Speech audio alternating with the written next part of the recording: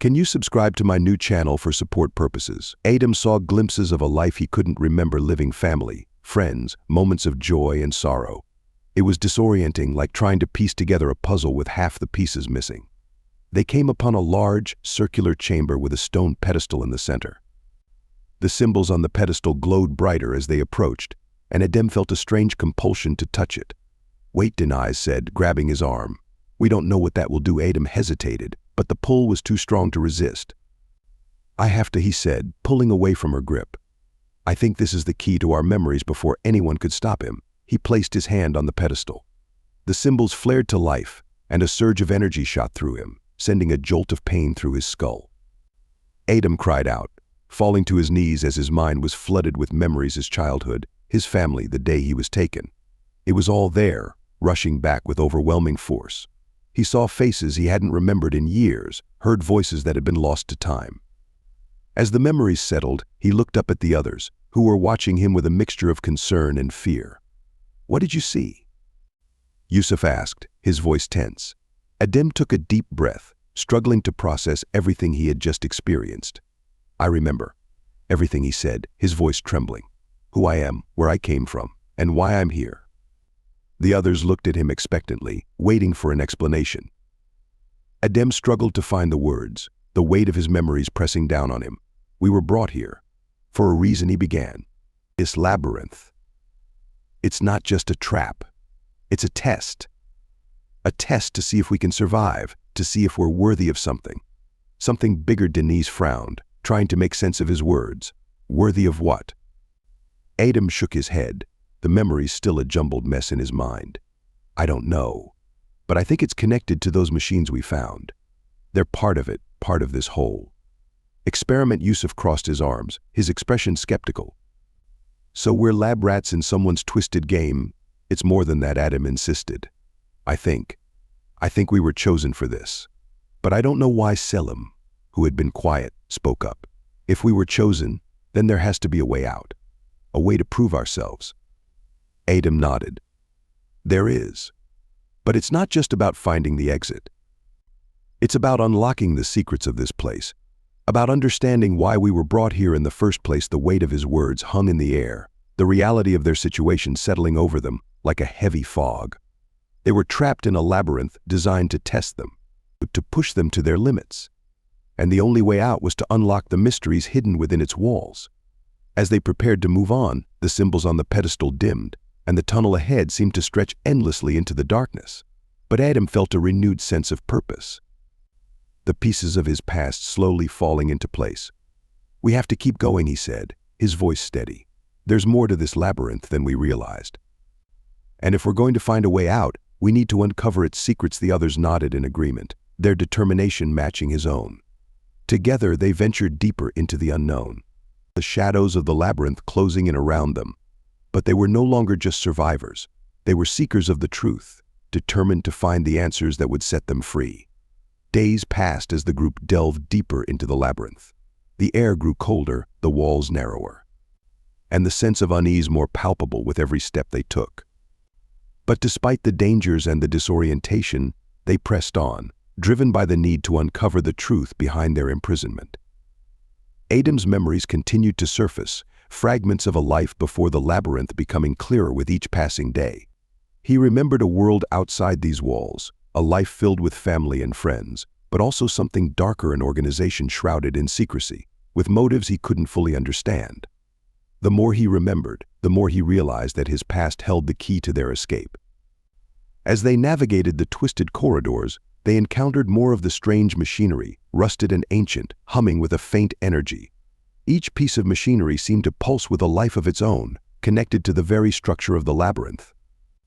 Adam couldn't shake the feeling that the machines were watching them, monitoring their every move. One evening, as they set up camp in a small alcove, Denise sat down next to Adam, her expression serious. "I've been thinking about what you said, about this being a test," she began. "If that's true, then whoever put us here is watching us, waiting to see what we'll do." Adam nodded, his thoughts mirroring hers. "I think so too. But what are they testing us for? What do they want from us?" Denise stared into the small fire they had built, her face illuminated by its flickering light. Maybe it's not just about survival. Maybe they're testing our minds, our ability to adapt, to figure things out. Or maybe they're just toying with us, Yusuf added, his tone bitter. Seeing how long we can last before we break A's, who had been studying one of the symbols on the wall, looked up. I've been thinking. What if the labyrinth isn't just a test? What if it's a prison, a way to contain something? Maybe we're not just here to escape. Maybe we're here to stop something from getting out. The group fell silent, the weight of her words sinking in. The idea that they were not just prisoners, but also guardians, added a new layer of complexity to their situation. Adam considered this, his mind racing. If that's true, then there must be something at the heart of this labyrinth, something powerful enough that it needs to be contained. But what Selim, who had been sitting quietly, spoke up. The machines. They're not just here by accident.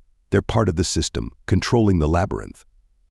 If we can figure out how to use them, we might be able to find whatever it is we're supposed to stop or release. Denise frowned. But how do we figure that out? We don't even know how half of these machines work. We'll have to learn, Adam said, determination in his voice. We'll have to unlock the secrets of this place. One piece at a time. The next day, they continued their journey, following a new path that seemed to lead them closer to the center of the labyrinth. The air grew colder, the walls tighter, and the sense of something ancient and powerful watching them became almost unbearable. Finally, they reached a massive door, its surface covered in intricate symbols and mechanisms. It was unlike anything they had seen before, a barrier that seemed to pulse with energy. This must be it, Yusuf said, his voice filled with awe. The heart of the labyrinth. Adam approached the door, his hand hovering over the symbols. If we open this, there's no turning back, he said, his voice steady. Whatever's behind this door could be the key to everything, or it could be our doom. Denise stepped forward, her expression resolute. We've come this far. We have to see it through. One by one, the others nodded in agreement, their resolve unshaken despite the fear that gnawed at them. Adam took a deep breath and pressed his hand against the door. The symbols flared to life, and with a low rumble, the door began to open, revealing a chamber beyond. The room was vast, its ceiling lost in shadow. At its center was a massive machine, its size dwarfing anything they had encountered before. The machine hummed with energy, its mechanisms turning and shifting in a complex, mesmerizing pattern. But it wasn't the machine that drew their attention, it was what lay beneath it. In the center of the room, encased in a glass cylinder, was a figure, a person, suspended in some kind of stasis. The figure was humanoid, but something about it was off. Its skin was pale, almost translucent, and its eyes were closed as if in sleep. What is that?" Denise whispered, her voice filled with both wonder and dread. Adam stepped closer, his mind racing. This is what we're supposed to protect or stop." Yusuf's face was pale as he stared at the figure. "It looks human, but it's not. It's something else." Selim's eyes were wide with fear. "What if this is what the labyrinth was built to contain? What if it's some kind of weapon?" Adam couldn't take his eyes off the figure. "Or a prisoner," he said softly. "Someone or something too dangerous to be set free." As they stood there, the room began to tremble, and the machine above them hummed louder. The symbols on the walls pulsed with light, and the figure in the cylinder stirred, its eyes slowly opening. Adam's breath caught in his throat as the figure's eyes locked onto his, filled with a cold, unearthly intelligence. The figure moved, its hand pressing against the glass, and the machine responded, its mechanisms whirring faster. The room shook violently, and the lights flickered as the energy in the room surged. "We have to stop it," Yusuf shouted, rushing toward the machine. But before they could react, the glass cylinder shattered, and the figure stepped out, its movements fluid and unnatural.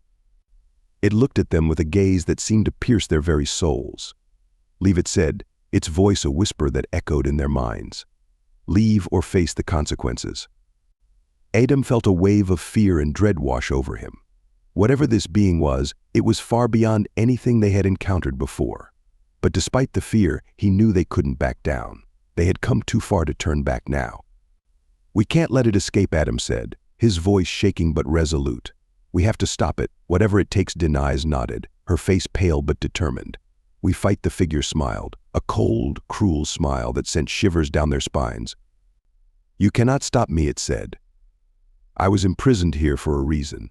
And now that I am free, your world will pay the price. As the figure began to advance, the room erupted into chaos. The machine hummed with energy, the walls trembled, and the symbols flared with blinding light. Adam knew that this was it, the final battle. The truth of the labyrinth had been revealed, and now it was up to them to stop this ancient, powerful being from unleashing its wrath on the world. With a shout, they charged forward, ready to fight for their lives and the fate of the world. The chamber erupted into chaos as the figure moved with inhuman speed, dodging their attacks with effortless grace. The air crackled with energy, the walls trembling as the ancient machine continued to hum with increasing intensity. Adam and the others fought with everything they had, but the being was relentless, its power overwhelming.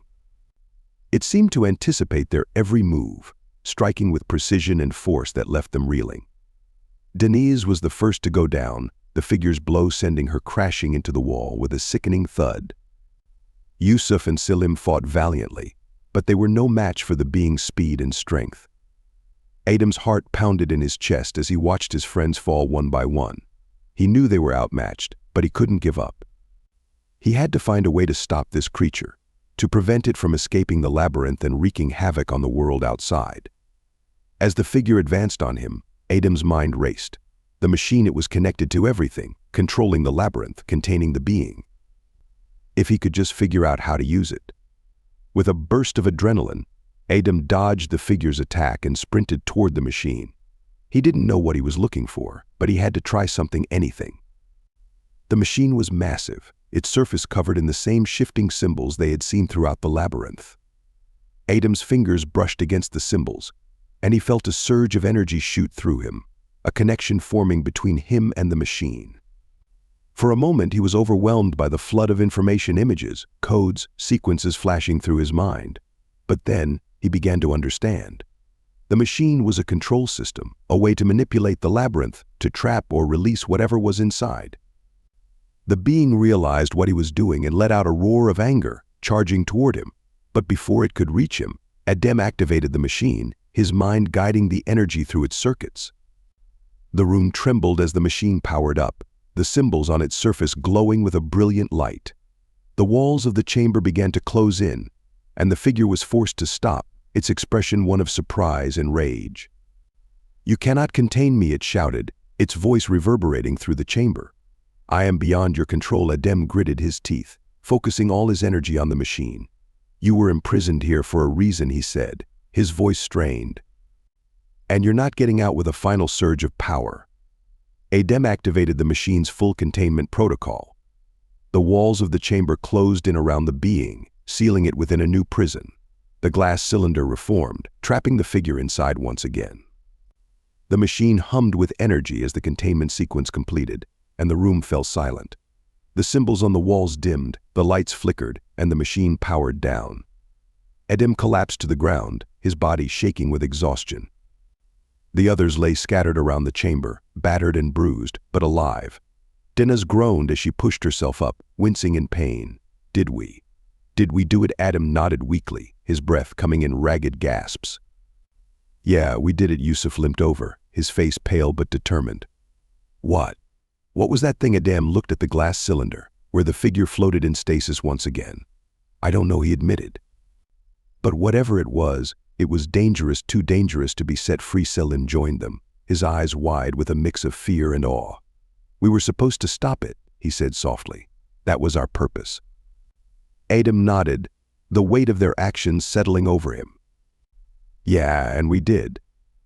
But now we need to get out of here before anything else happens." The others agreed, and they began to make their way out of the chamber, back through the tunnels they had traversed to get here. The labyrinth seemed quieter now, as if the threat had been neutralized, but they didn't let their guard down. As they reached the exit, the massive door they had opened earlier began to close behind them, sealing the chamber and the being inside once more. Adam paused, watching the door close with a sense of finality.